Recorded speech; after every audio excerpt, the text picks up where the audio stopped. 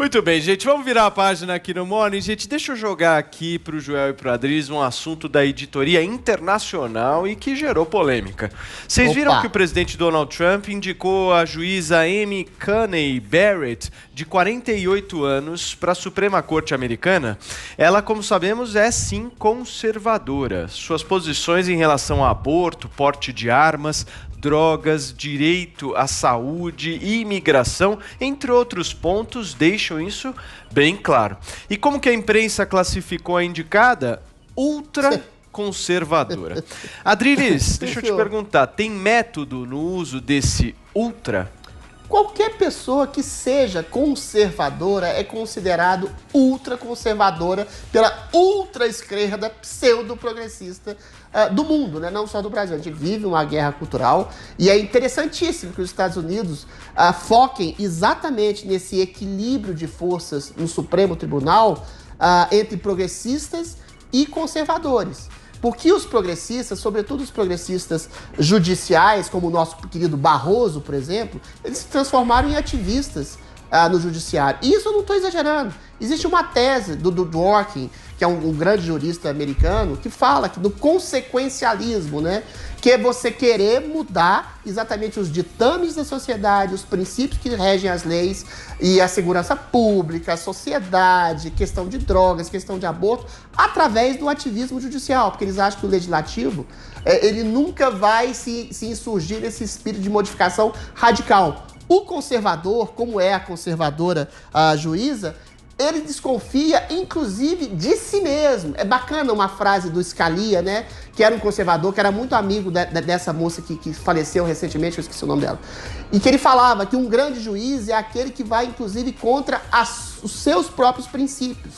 Ou seja, em nome da Constituição, do espírito das leis, e ela é, a Amy Barrett, ela é uma salvaguardadora da Constituição, e ela preza pelo direito à vida, contra o aborto, ela preza pelo direito incondicional à liberdade de expressão, do combate inclemente ao tráfico de drogas, né? Ela tem posições conservadoras e ela já deu decisões que vão contra esses princípios. Agora, que o Brasil aprenda exatamente esse princípio da constitucionalidade americana de equilíbrio de forças. Não adianta nada você ter o executivo conservador se você tem um Congresso que é fisiologista, que não é consequencialista, que ele é oportunista, somado a um Supremo progressista, construído por décadas de 2 governos de esquerda, Fernando Henrique Cardoso, Lula e 3, aliás, e Dilma Rousseff, em que você tolhe o poder, o princípio do conservadorismo. Aí você cria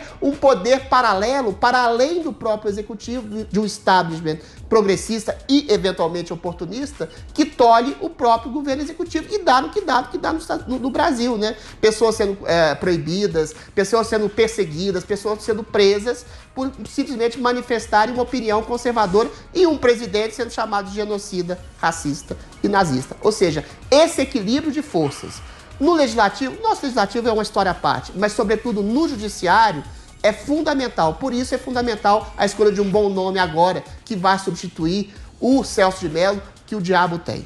Enfim. Muito bem. Joel, a sua análise aí sobre essa indicação do Trump, em primeiro lugar, e em segundo, sobre esse termo ultra. Queria que você falasse um pouco também. Vamos lá. A Amy Coney Barrett, que eu fui ler mais a respeito sobre ela aí ao longo desse fim de semana, ela tem uma sólida formação e poucas pessoas questionam, então, as credenciais dela. É alguém apta a ocupar aí o cargo na Suprema Corte.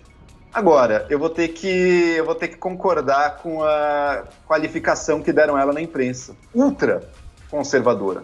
Por quê? Porque em diversas decisões dela que ela tomou em esferas inferiores aí da justiça, ela é uma juíza, né?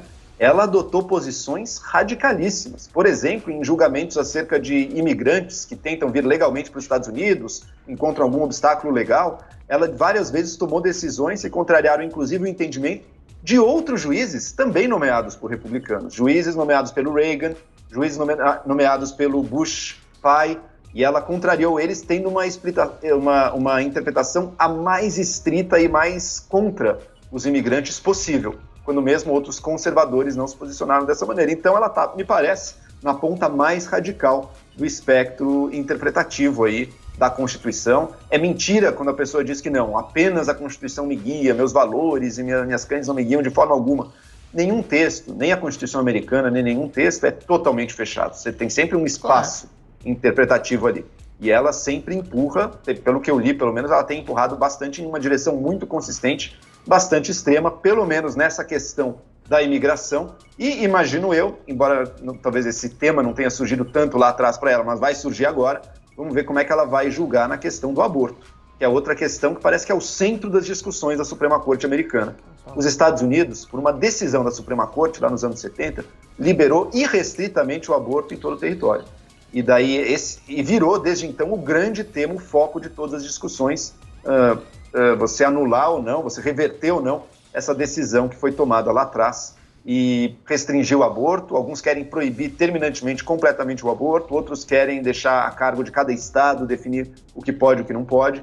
Essa é uma das grandes questões mais cruciais aí, essa junto do chamado Obamacare, que é o quê? O presidente Obama, ele estendeu cobertura de planos de saúde para milhões de americanos que não tinham. Lá não tem SUS, lá não tem serviço público de saúde. Se você é um homem, um adulto pobre, você está realmente desamparado.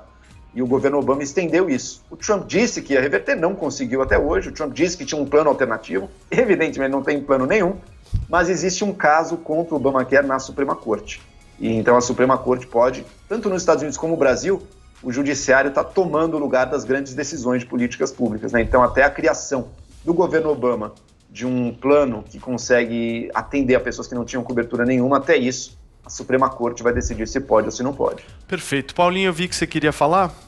Sim, porque o Joel citou aí essa decisão do Supremo americano, que é Roe versus Wade, e tem um documentário super legal na Netflix que trata a respeito dessa decisão da legalização do aborto em todos os Estados Unidos e depois de todas as tentativas de reverter isso, e inclusive toda a história que traz até o Reagan, que era pro-choice, né, que era a favor do aborto, depois foi pro-life, a favor da vida, para ganhar a eleição. Enfim, é muito interessante observar como acontecem os movimentos de democratas e republicanos aí com essa história da legalização do aborto nos Estados Unidos. Está na Netflix, Roe versus Wade. É muito, muito legal e traz aí toda essa história da Suprema Corte, como ela se modificou em todos esses anos, a favor ou contra, e mexendo aí com essa decisão que é a que impera nos Estados Unidos, que é Roe versus Wade. Perfeito. Vini também pediu?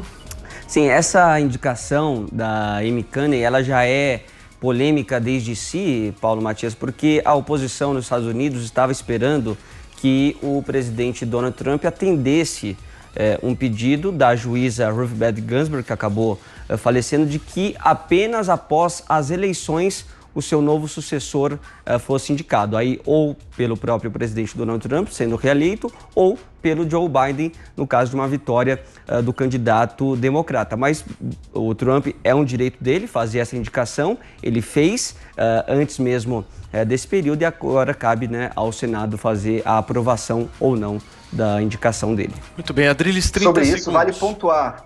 Deixa eu pontuar uma coisinha, Paulo. 30 segundos, Joel, por favor, que eu preciso ir para o intervalo.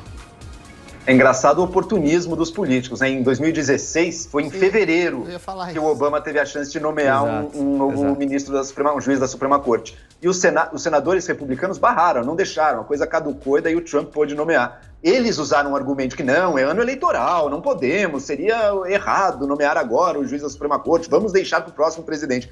Aqueles mesmos senadores que falaram isso em 16, agora não, agora estão enfáticos dizendo é direito do presidente nomear o juiz da Suprema Corte. Não em fevereiro do ano eleitoral, mas em setembro do ano eleitoral, ou seja, um leve oportunismo aí. Mas é uma hipocrisia dupla. Se os republicanos estavam sendo hipócritas e estão sendo hipócritas agora, os democratas também foram hipócritas querendo nomear na época e agora querendo barrar a nomeação. Por isso é exatamente necessária esse equilíbrio de forças. Assim como a senhorita Amy Barrett é considerada ultraconservadora, a juíza Ruth Ginsburg, que faleceu, também era considerada ultra progressista por vários conservadores, porque tinha várias decisões extremamente polêmicas em relação Só que a forma, juízes. Por isso, esse tipo de equilíbrio de forças no judiciário, sobretudo na Suprema Corte, é extremamente necessário. É justamente essa falta de equilíbrio, Adelides, a preocupação, porque hoje, antes, iria agora para 6 juízes conservadores